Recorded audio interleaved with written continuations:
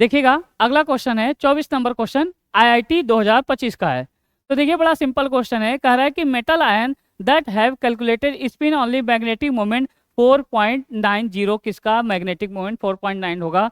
तो हमने आपको बताया था किसका मैग्नेटिक मोमेंट 4.9 होगा, जिसके पास 4 अनपेयर्ड इलेक्ट्रॉन होगा उसका मैग्नेटिक मोमेंट 4.9 होगा। कैसे पता चला, दशमलव के पहले जितना लगाता है उतना ही अनपेयर्ड इलेक्ट्रॉन होता है। तो चेक कर लेते हैं। तो पहले हम डायरेक्ट आपको आंसर बता दें फिर उसको करके दिखाते हैं। तो कुछ नहीं रखा है, आपके प्रैक्टिस का भी खेल है कि आपकी प्रैक्टिस हो जाएगी तो पेन भी नहीं चलाना पड़ेगा। क्रोमियम का होता है 6, 2 चला जाएगा तो n बराबर 4, 4 अनपेयर्ड इलेक्ट्रॉन आएगा। आयरन का होता है ये 26, 2 चला गया 6, D6 है तो क्या होगा 4 अनपेयर्ड इलेक्ट्रॉन। आयरन का होगा 26 और ये क्या हो जाएगा D5 बचेगा तो ये क्या होगा 5 अनपेयर्ड इलेक्ट्रॉन। कोबाल्ट का होता है 27, 2 चला गया D7 है तो ये क्या हो जाएगा ये 3 अनपेयर्ड इलेक्ट्रॉन बचेगा। यहाँ मैग्नीज का होता है 25, 3 चला गया तो ये क्या होगा 4 अनपेयर्ड D4 हो जाएगा। तो 4 अनपेयर्ड इलेक्ट्रॉन, तो किसके पास 4 अनपेयर्ड इलेक्ट्रॉन है A, B और E। तो किसके पास किसका मैग्नेटिक मोमेंट 4.9 है, तो क्या होगा A, B और E। चाहे तो देखिए अब कैसे निकाला हमने, तो देखिए प्रैक्टिस का खेल है, आपके लिए भी बहुत आसान है, कुछ नहीं रखा है। तो देखिए क्या है, तो आपको क्या क्या दिया गया है, क्रोमियम के ऊपर प्लस का 2, क्रोमियम के ऊपर प्लस का 2, फिर उसके बाद दिया गया है आपको आयरन के ऊपर प्लस का 2, फिर उसके बाद दिया है आयरन का ऊपर प्लस का 3, फिर उसके बाद दिया गया है आपको कोबाल्ट के ऊपर प्लस का 2, फिर उसके बाद आपको दिया गया है मैग्नीज के ऊपर प्लस का 3। और इसमें से किसका मैग्नेटिक मोमेंट 4.90 होगा, जिसके पास 4 अनपेयर्ड इलेक्ट्रॉन होगा, किसके पास 4 अनपेयर्ड इलेक्ट्रॉन होगा। तो ये कैसे पता चलेगा, इसके इलेक्ट्रॉनिक कन्फिग्रेशंस पता चलेगा। क्रोमियम का कितना होता है 24, इसके पहले का नोबल गैस क्या हो जाएगा आर्गन, और क्या हो जाएगा 4s2 और क्या हो जाएगा 3, ये क्या हो जाएगा 4s2 3d4। और यहाँ से आप जानते हैं क्रोमियम के केस में से s में से एक इलेक्ट्रॉन किस में चला जाता है d में, तो ये क्या हो जाएगा 4s1 और क्या हो जाएगा 3d5। अगर इसमें से 2 इलेक्ट्रॉन अगर आप निकाल देते हो, तो 2 इलेक्ट्रॉन निकाल देते हो तो यहाँ क्या बचा है 4s0 और क्या हो जाएगा 3d4। और यहाँ पे इसके पास अनपेयर्ड इलेक्ट्रॉन कितना हो जाएगा 4। तो इसका मैग्नेटिक मोमेंट जो हो जाएगा, आप जानते हैं फार्मूला n ब्रैकेट में n प्लस ये क्या हो जाएगा 2n+2 होता है, तो 4 2 6 चौक 24 और 24 हो जाएगा। तो यहाँ इसका अनपेयर्ड इसका क्या हो जाएगा 4.90। हमने बताया था 1 के साथ क्या होता है 73, 2 के साथ क्या होता है 84, 3 के साथ क्या होता है 87, 4 के साथ क्या लगता है 90, 5 के साथ लगता है 92 और यहाँ क्या हो जाएगा बोहर मैग्नेटॉन। जैसे आयरन का है तो इसके पहले का नोबल गैस क्या हो जाएगा, ये क्या होगा आयरन का 26 होता है, तो इसका इलेक्ट्रॉनिक कन्फिग्रेशन करेंगे तो इसके पहले का नोबल गैस आर्गन और ये क्या हो जाएगा 4s2 और क्या हो जाएगा 3d6 हो जाएगा। और यहाँ से 2 इलेक्ट्रॉन अगर आप निकाल लेते हैं, 2 इलेक्ट्रॉन निकालते हैं तो क्या हो जाएगा 4s0 और क्या हो जाएगा 3d6। अगर 6 इलेक्ट्रॉन है तो इसके पास कितने अनपेयर्ड इलेक्ट्रॉन आएंगे, तो इसका अनपेयर्ड इलेक्ट्रॉन हो जाएगा 6 इलेक्ट्रॉन है तो 4, अगर 7 इलेक्ट्रॉन होता है तो 3 और ये क्या हो जाएगा 7 इलेक्ट्रॉन होता है तो 3 अनपेयर्ड इलेक्ट्रॉन, अगर 8 इलेक्ट्रॉन होता है तो 2 अनपेयर्ड इलेक्ट्रॉन, अगर 9 इलेक्ट्रॉन होता है तो 1 अनपेयर्ड इलेक्ट्रॉन। तो इसके पास 6 है तो इसका 4 अनपेयर्ड इलेक्ट्रॉन हो जाएगा। तो इसका मैग्नेटिक मोमेंट आ जाएगा 4.90 बोहर मैग्नेटॉन। अगर इसी में से 3 इलेक्ट्रॉन निकाल देंगे तो 3 इलेक्ट्रॉन निकालेंगे तो 2 यहाँ से जाएगा और 1 यहाँ से जाएगा, तो ये बचेगा 4s0 और क्या हो जाएगा 3d5। इसके पास 5 अनपेयर्ड इलेक्ट्रॉन होगा, इसका मैग्नेटिक मोमेंट हो जाएगा 5.90 बोहर मैग्नेटॉन। अच्छा कोबाल्ट का होता है 27, के पहले इसके न्यूट्रल एटम का 27 का करेंगे, इसके पहले का नोबल गैस क्या हो जाएगा आर्गन हो जाएगा और यहाँ क्या हो जाएगा 4s2 और क्या हो जाएगा 3d7। और इसमें से 2 इलेक्ट्रॉन निकालेंगे तो क्या बचेगा 2 इलेक्ट्रॉन निकाल देंगे तो बताओ क्या हो जाएगा 4s0 और क्या हो जाएगा 3d7। तो ये बताइए इसमें से ये 7 इलेक्ट्रॉन है तो इसके पास कितने अनपेयर्ड इलेक्ट्रॉन हो जाएंगे 3 अनपेयर्ड इलेक्ट्रॉन। तो इसका मैग्नेटिक मोमेंट हो जाएगा 3 के साथ 87 होता है 3.87 बोहर मैग्नेटॉन, बोहर मैग्नेटॉन। अच्छा बताइएगा मैग्नीज की बात करें तो मैग्नीज का कितना होता है 25, मैग्नीज का कितना होता है 25 होता है, मैग्नीज का 25 होता है। तो ये क्या हो जाएगा इसके पहले का नोबल गैस क्या हो जाएगा आर्गन, ये 4s2 और क्या हो जाएगा 3d5। अगर 3 इलेक्ट्रॉन अगर आप निकालते हो तो यहाँ से बताइए क्या हो जाएगा 2 यहाँ से चला जाएगा 1 यहाँ से चला जाएगा तो 3d4 हो जाएगा और ये अनपेयर्ड इलेक्ट्रॉन 4 होगा। तो क्या हो जाएगा 4 अनपेड इलेक्ट्रॉन। तो ये ज़्यादातर यही क्वेश्चन पूछता है, किसके पास कितने अनपेड इलेक्ट्रॉन है, कौन कलर्ड है, कौन कलरलेस है, किसका मैग्नेटिक मोमेंट कितना है। देखोगे बार बार ये हम यही करेंगे। और कैसे पता चलेगा, इलेक्ट्रॉनिक कन्फिग्रेशन से। जब तक आप ये पूरा क्वेश्चन लगाएंगे तब तक आपका ये चैप्टर तैयार हो चुका होगा, स्ट्रांग हो चुका होगा। आपको एनसीईआरटी ज़्यादा ये रटने की जरूरत नहीं पड़ेगी। क्वेश्चन लगाइए, एनसीईआरटी कम से कम रटना पड़ेगा। अगला बताइए। अगला है आईआईटी 2025। तो आईआईटी 2025 का क्वेश्चन देखिएगा। आईआईटी 2025 का, the incorrect relationship in following pair of relation ionization enthalpy. तो किसका आयनाइजेशन एंथैल्पी ज़्यादा होगा, किसका कम होगा। आयनाइजेशन एंथैल्पी क्या होता है कि आउटर मोस्ट इलेक्ट्रॉन निकालने के लिए जो एनर्जी दी जाती है उसका नाम क्या होता है, आयनाइजेशन एनर्जी। तो बताइएगा।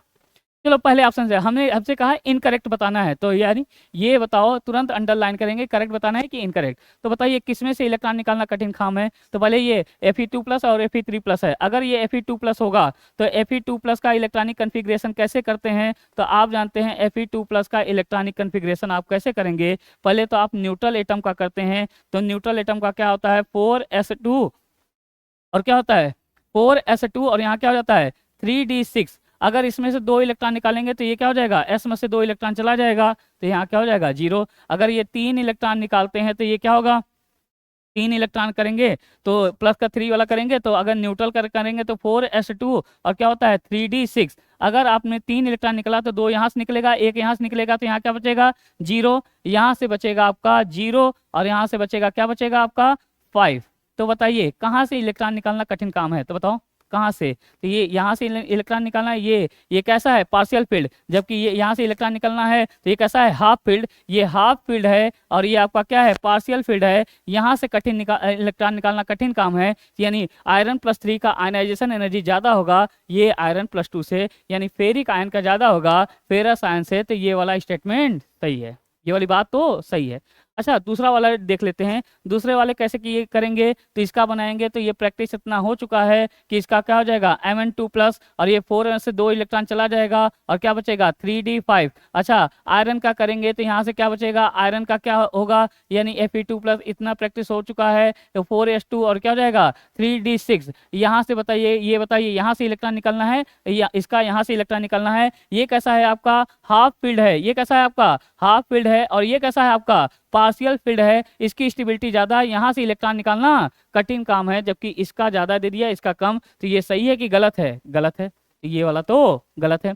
अगला तीसरा ऑप्शन चेक कर ले, हमें तो सीखना है ना, आंसर लाना नहीं है हमें। आंसर ये चलो आंसर आ जाए, नहीं कि आंसर आ गया तो आगे बढ़ गए, नहीं, आपको चारों ऑप्शन से सीखना है। यहाँ मैग्नीज का पहले बताइए, मैग्नीज का इलेक्ट्रॉनिक कन्फिग्रेशन करेंगे तो 1 इलेक्ट्रॉन निकालना है, 1 इलेक्ट्रॉन निकालना है, तो ये एस में से 1 इलेक्ट्रॉन चलेगा तो ये क्या हो जाएगा 4s1 और क्या हो जाएगा 3d5। 4s1 और 3d5। क्रोमियम की बात कर लेते हैं तो यहाँ से जब क्रोमियम में से 1 इलेक्ट्रॉन निकालेंगे तो बताइए क्रोमियम में से यहाँ क्या बचेगा 4s0 और क्या हो जाएगा 3d5। यहाँ से ये बाहरी सेल से इलेक्ट्रॉन निकलना है, जबकि यहाँ से निकलना है, यहाँ से जो इलेक्ट्रॉन निकलना है चौथे सेल से, जबकि यहाँ से तीसरे सेल से। कहाँ से इलेक्ट्रॉन निकालना कठिन काम है, यहाँ से इलेक्ट्रॉन निकालना कठिन काम है, यानी इसकी आयनाइजेशन एनर्जी ज़्यादा, यानी ये स्टेटमेंट सही है।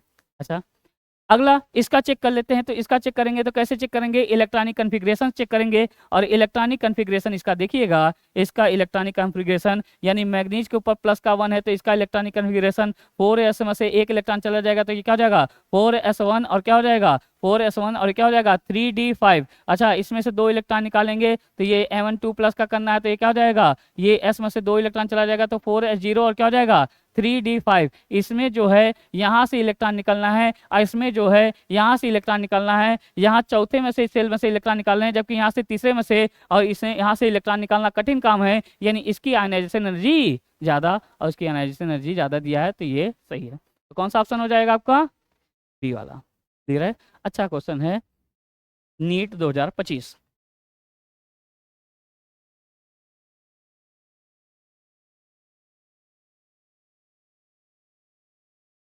अगला है,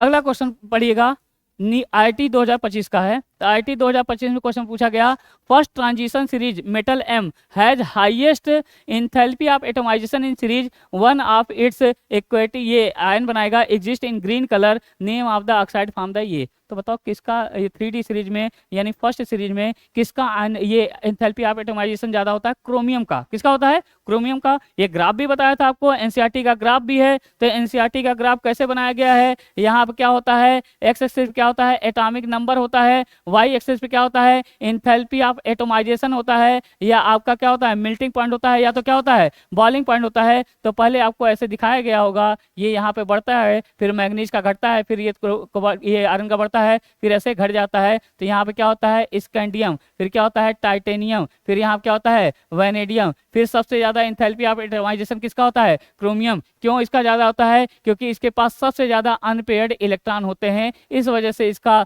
एंथैल्पी ऑफ एटमाइजेशन ज्यादा होता है। फिर ये थोड़ा सा मैग्नीज का क्या हो जाता है, घट जाता है। फिर क्या होता है, मैग्नीज के बाद क्या हो जाएगा, आयरन, फिर क्या हो जाता है, कोबाल्ट, फिर क्या हो जाता है, निकिल, फिर क्या होता है, कॉपर, फिर क्या होता है, जिंक, ऐसे होता है। तो सबसे ज्यादा एंथैल्पी ऑफ एटमाइजेशन किसका होता है? क्रोमियम का। और क्रोमियम किस फॉर्म में रहना पसंद करता है? क्रोमियम अगर +3 के फॉर्म में होगा तो ये ग्रीन कलर का होगा, अगर +3 फॉर्म का ग्रीन कलर का होगा। अगर इसका ऑक्साइड बनाएंगे तो इसका ऑक्साइड बनाएंगे तो कैसे बनेगा, तो इसका ऑक्साइड Cr2O3 हो जाएगा। यानी ये जो ऑक्साइड बनेगा +3 फॉर्म में, तो मैंने बताया था क्रोमियम अगर +3 फॉर्म में है तो ये M4 टेरिक ऑक्साइड बनाएगा। अगर इससे ज्यादा ऑक्सीडेशन का ऑक्साइड है तो वो बनाएगा एसिडिक ऑक्साइड, और ये अगर इससे कम ऑक्सीडेशन स्टेट का ऑक्साइड होगा क्रोमियम का तो ये क्या होगा, बेसिक ऑक्साइड। तो इसका आंसर कौन सा हो जाएगा? तो बताओ इसका ग्रीन कलर कौन होता है? क्रोमियम के ऊपर +3, और इसका ऑक्साइड बनाएंगे तो Cr2O3। अगर ये +3 फॉर्म में है तो ये कैसा होगा, M4 टेरिक ऑक्साइड। अगर इससे कम ऑक्सीडेशन स्टेट का होता तो कैसा होता, बेसिक। अगर इससे ज्यादा ऑक्सीडेशन स्टेट का होता तो कैसा होता, एसिडिक ऑक्साइड। क्लियर है? अगला क्वेश्चन,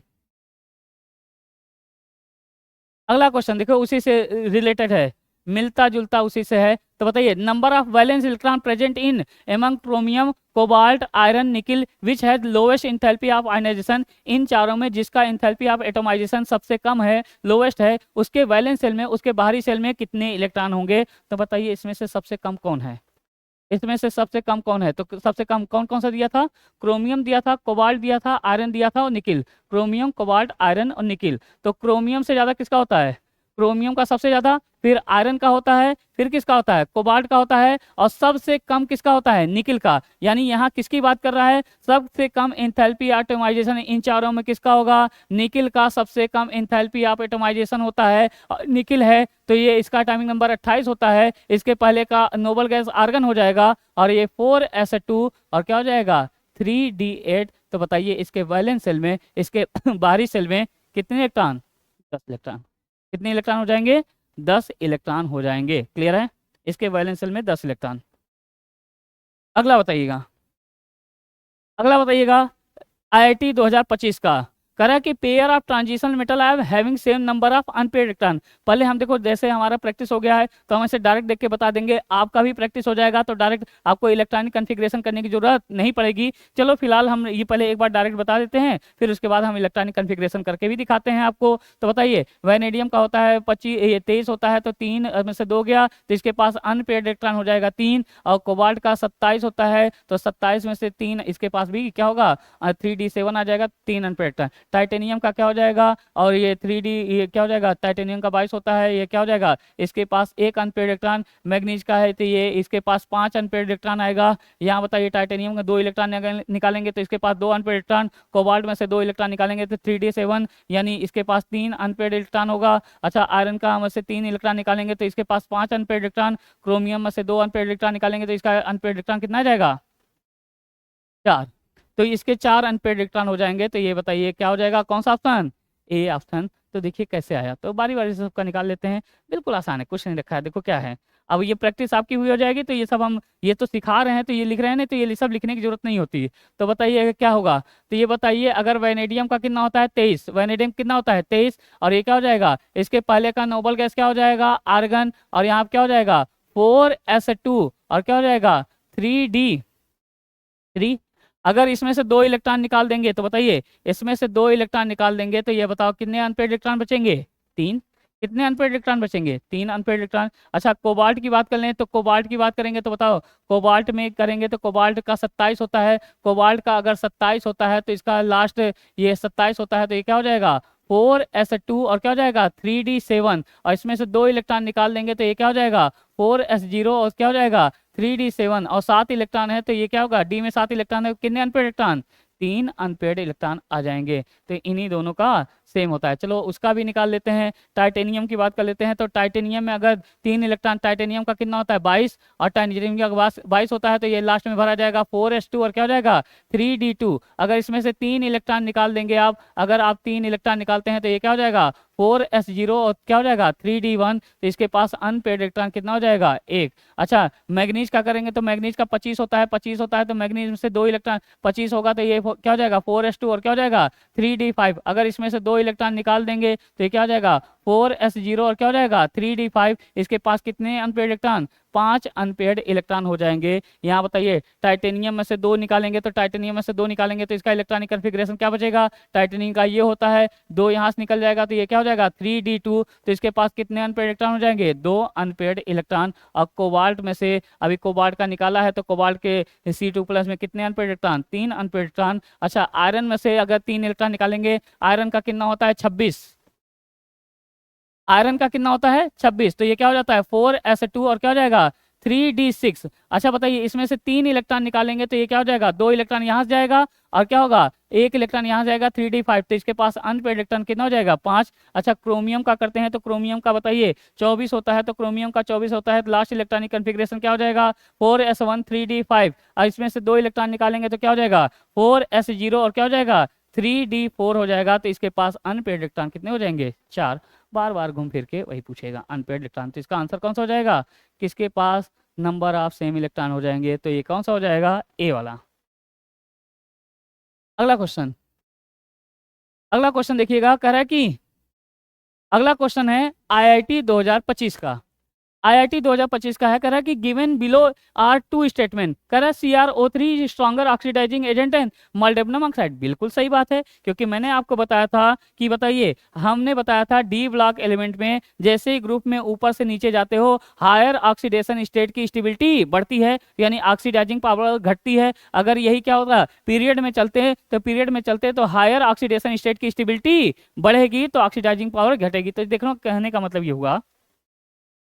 तो ये बताइए अगर ग्रुप की बात करें तो ग्रुप में क्या होता है क्रोमियम के नीचे क्या होता है मॉल्डेबनम, क्रोमियम के नीचे क्या होता है मॉल्डेबनम तो क्रोमियम का ऑक्साइड और क्या होगा मॉल्डेबनम का ऑक्साइड और फिर क्या हो जाएगा उसके नीचे होता है टंगस्टन का ऑक्साइड। यानी ग्रुप में चल रहे हैं और ये अपने मैक्सिमम ऑक्सीडेशन स्टेट पे है और मैक्सिमम ऑक्सीडेशन स्टेट पे है तो ग्रुप में ऊपर से नीचे जाएंगे तो मैक्सिमम ऑक्सीडेशन स्टेट की स्टेबिलिटी बढ़ेगी और स्टेबिलिटी बढ़ेगी तो ऑक्सीडाइजिंग पावर घटेगा। तो यानी ये सबसे ज्यादा ऑक्सीडाइजिंग पावर किसके पास होगा क्रोमियम ऑक्साइड, उससे कम इसके पास, सबसे कम इसके पास। तो ये वाली बात सही है गलत है, सही बात है कि क्रोमियम ऑक्साइड का ऑक्सीडाइजिंग पावर ज्यादा होता है इसकी तुलना में। दूसरी बात कह रहा है कि क्रोमियम ये 6 इज मोर स्टेबल देन, ये नहीं, बिल्कुल गलत बात है। क्रोमियम ये कम होता है, ये ज़्यादा स्टेबल होता है, यही रीजन है ये कम स्टेबल है तो इसी वजह से ये ऑक्सीडाइजिंग एजेंट की तरह काम करेगा, ये वाला नहीं करेगा। तो ये स्टेटमेंट गलत है, यानी ये क्या हो जाएगा ये स्टेटमेंट गलत। तो पहला स्टेटमेंट सही है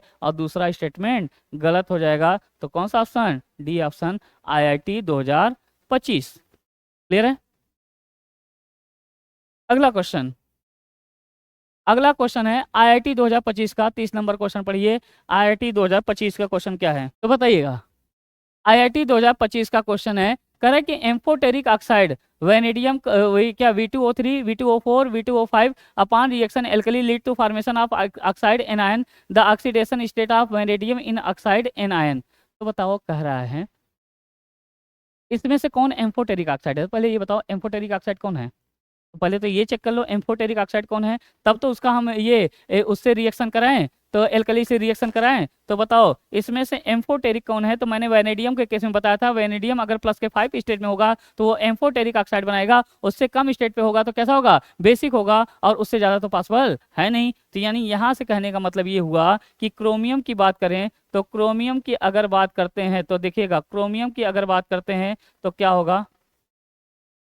तो ये बताइए यहाँ पे वैनेडियम कितना हो जाएगा प्लस का 3, तो ये कैसा हो जाएगा बेसिक। यहाँ पे वैनेडियम कितना आएगा प्लस का 4 हो जाएगा, तो ये क्या होगा बेसिक। यहाँ वैनेडियम के ऊपर कितना आ जाएगा प्लस का 5, तो ये कैसा हो जाएगा एम्फोटेरिक। और एनसीईआरटी की लाइन है ये एम्फोटेरिक होता है, ये लेस बेसिक होता है, ये मोर बेसिक होगा। तो यानी हमें इन तीनों में पता चल गया कि ये हमारा एम्फोटेरिक है। और इस एम्फोटेरिक का एल्कली से रिएक्शन कराएंगे तो बताओ कौन सा ऑक्साइड बनेगा। इसमें से एम्फोटेरिक कौन है, ये वाला, ये तीन। ये कैसा है बेसिक, ये कैसा है बेसिक, ये लेस बेसिक और ये मोर बेसिक है। तो बताइएगा एम्फोटेरिक ये है, और इसका रिएक्शन अगर आप एल्कली से कराते हैं तो मैंने आपको बताया था कि चाहे एसिड मिलाओ चाहे बेस मिलाओ, चाहे एसिड मिलाओ चाहे बेस मिलाओ, ऑक्सीडेशन स्टेट चेंज नहीं होना चाहिए। यानी ऑक्सीडेशन स्टेट अगर इसमें कितना है प्लस का 5, तो ये जो बनाएगा एल्कली तो ऑक्सीडेशन स्टेट ऑक्सो एनायन बनाएगा। ऑक्सो एनायन कौन सा वाला बनाएगा VO4 के ऊपर माइनस का 3, तो इसके भी कितना आ गया प्लस का 5। अगर यही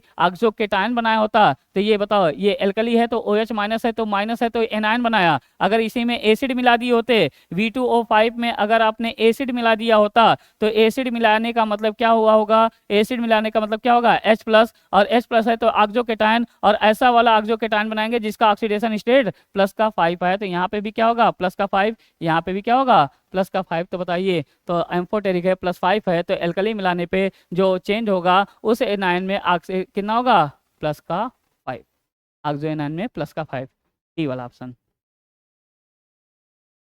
अगली बात,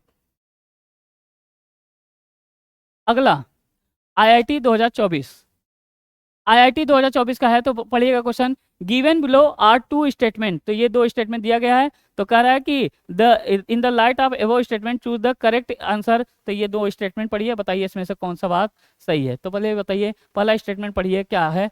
कह रहा है higher oxidation state are more stable down the group among the transition element unlike P block. बिल्कुल सही बात है कि डी ब्लॉक एलिमेंट में ऊपर से नीचे ग्रुप में जाओगे तो stability of higher oxidation state बढ़ेगा, जबकि पी ब्लॉक होगा तो ऊपर से नीचे जाओगे ग्रुप में जाओगे तो stability of higher oxidation state घटेगा। तो ये बिल्कुल सही बात है, stability of higher oxidation state D block element का ऊपर से नीचे यानी ग्रुप में जाने पे बढ़ता है, इसीलिए ऑक्सीडाइजिंग पावर घटता है। अच्छा, दूसरी बात कर रहा है कि copper can not liberate hydrogen from weak acid. बिल्कुल सही बात है, क्योंकि कॉपर का स्टैंडर्ड रिडक्शन पोटेंशियल जो होता है वो पॉजिटिव में होता है, इस वजह से ये एसिड में से हाइड्रोजन गैस नहीं निकाल पाता। तो पहला स्टेटमेंट भी सही, दूसरा स्टेटमेंट सही, तो कौन सा ऑप्शन डी ऑप्शन। कौन सा ऑप्शन हो जाएगा डी ऑप्शन हो जाएगा। कौन सा ऑप्शन हो जाएगा डी ऑप्शन, डी ऑप्शन।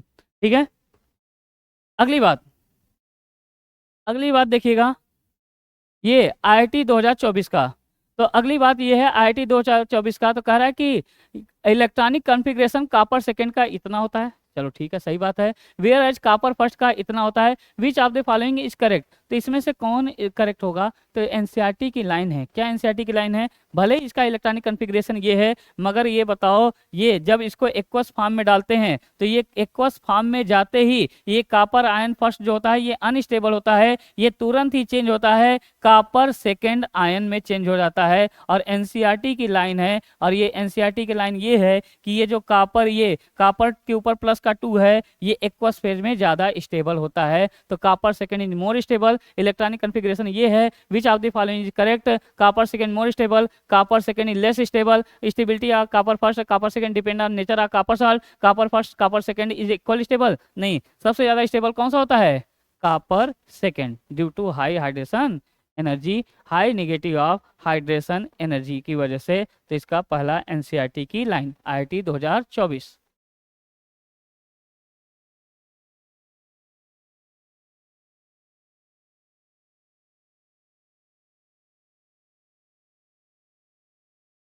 अगला क्वेश्चन, अगला क्वेश्चन देखिएगा, अगला question first row transition metal +2 oxidation, ये +2 ऑक्सीडेशन स्टेट है जिसमें अग्नि magnetic moment that atomic number होगा। किसका एटॉमिक नंबर पे +2 पे 3 अनपेड इलेक्ट्रॉन आएंगे। तो ये मैग्नेटिक मोमेंट कितना दिया है, इतना दिया है, तो किसके में 3 अनपेड इलेक्ट्रॉन होंगे, तो यही पता करना है। तो बताओ ये मैग्नीज है और इसमें से 2 इलेक्ट्रॉन निकाल देंगे तो ये क्या होगा +2 में, इसमें देख लेना है। आयरन 26 है तो आयरन का 26 होता है, तो 26 में से 2 इलेक्ट्रॉन निकालने पे देखेंगे इसमें कितना अनपेड इलेक्ट्रॉन। ये टाइटेनियम का 22 होता है, 22 में से टाइटेनियम का 22 होता है, इसमें से 2 इलेक्ट्रॉन निकालने के बाद देखते हैं कितना अनपेयर्ड इलेक्ट्रॉन बचेगा। वैनेडियम का 23 होता है, इसमें से 2 इलेक्ट्रॉन निकालने के बाद देखते हैं कितना अनपेयर्ड इलेक्ट्रॉन होगा। तो बताइएगा, मैग्नीज में से 2 इलेक्ट्रॉन निकाल देंगे तो D5 बचेगा, D5 का मतलब 5 अनपेयर्ड इलेक्ट्रॉन। आयरन का 26 होता है तो 2 इलेक्ट्रॉन निकालेंगे तो D6 बचेगा, D6 का मतलब क्या होगा, 4 अनपेयर्ड इलेक्ट्रॉन। टाइटेनियम का बताइए, टाइटेनियम का 22 होता है, इसमें से 2 इलेक्ट्रॉन निकालने पे D2 आता है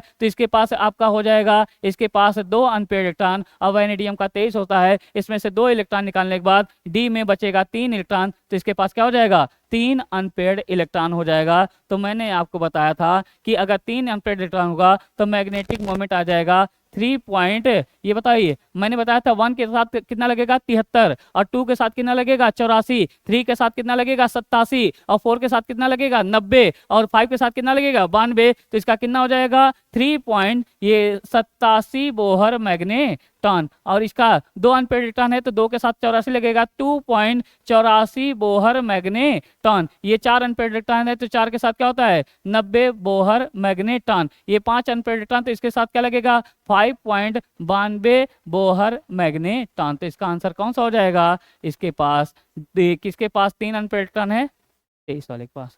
तो ये निकालने के बाद क्लियर है। चलिए अगला क्वेश्चन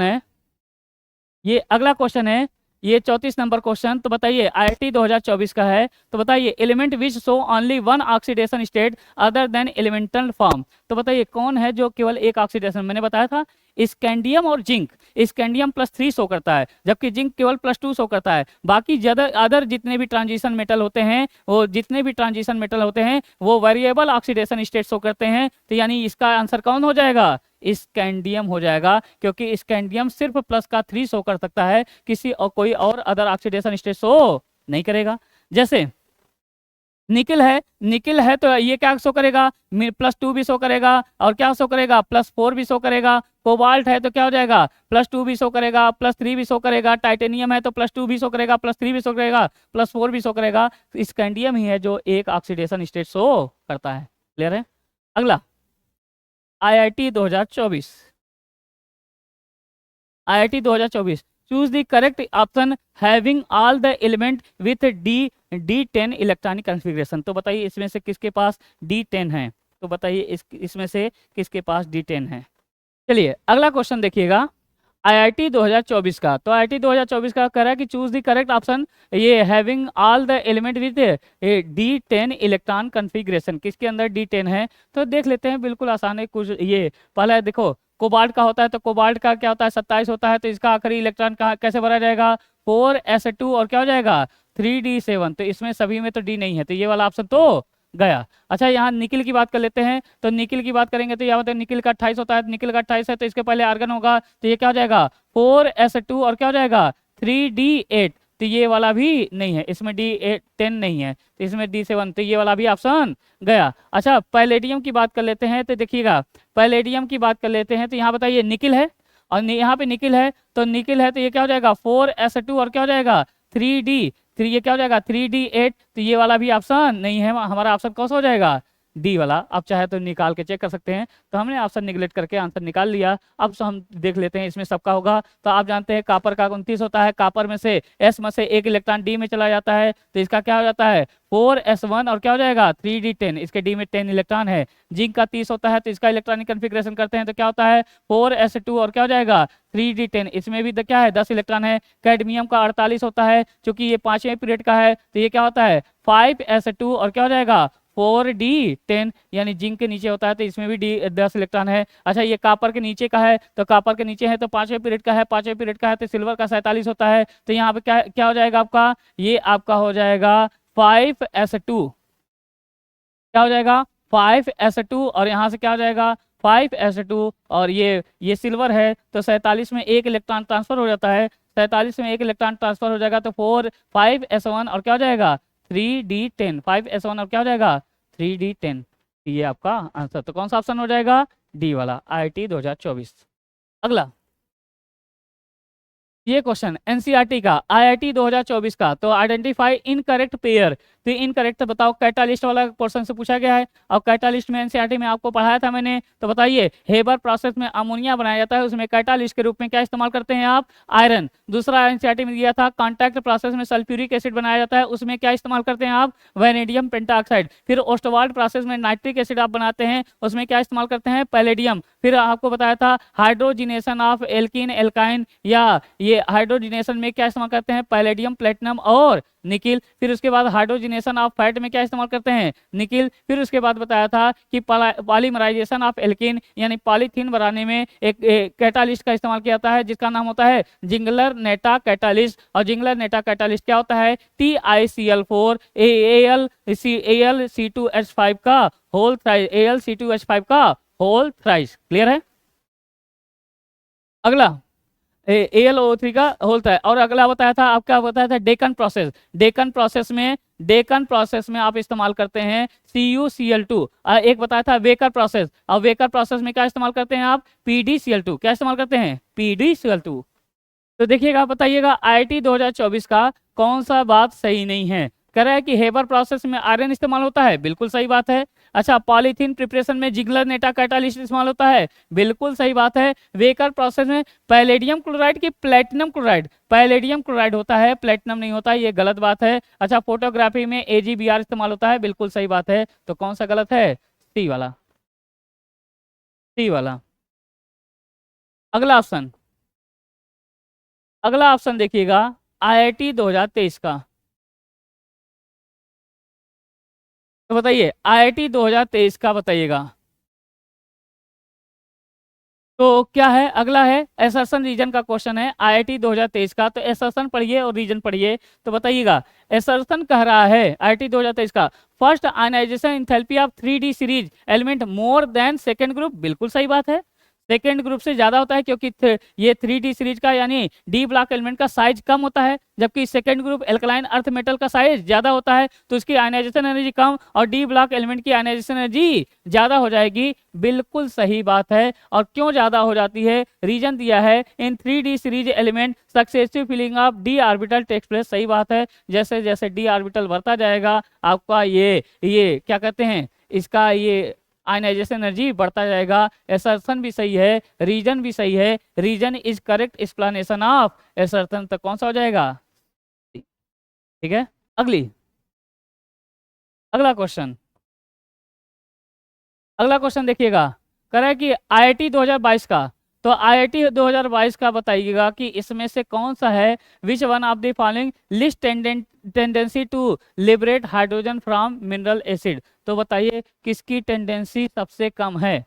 किसकी टेंडेंसी सबसे कम है हाइड्रोजन रिलीज करने की? तो आप जानते हैं ये जिंक, मैग्नीज, और पहले बचपन में हम लोग पढ़ते थे 10th में, जो इलेक्ट्रोकेमिकल सीरीज में ऊपर होता है वो एसिड में से हाइड्रोजन गैस निकालता है, जो इलेक्ट्रोकेमिकल सीरीज में नीचे होता है वो एसिड में से हाइड्रोजन गैस नहीं निकाल पाता। और यहाँ पे क्या पढ़ेंगे, इस चैप्टर में क्या पढ़ाया था कि कॉपर का ये स्टैंडर्ड रिडक्शन पोटेंशियल क्या होता है? पॉजिटिव होता है। इस वजह से ये कॉपर जो है एसिड में से हाइड्रोजन गैस नहीं निकाल पाता। तो इसका आंसर कौन सा हो जाएगा? ए।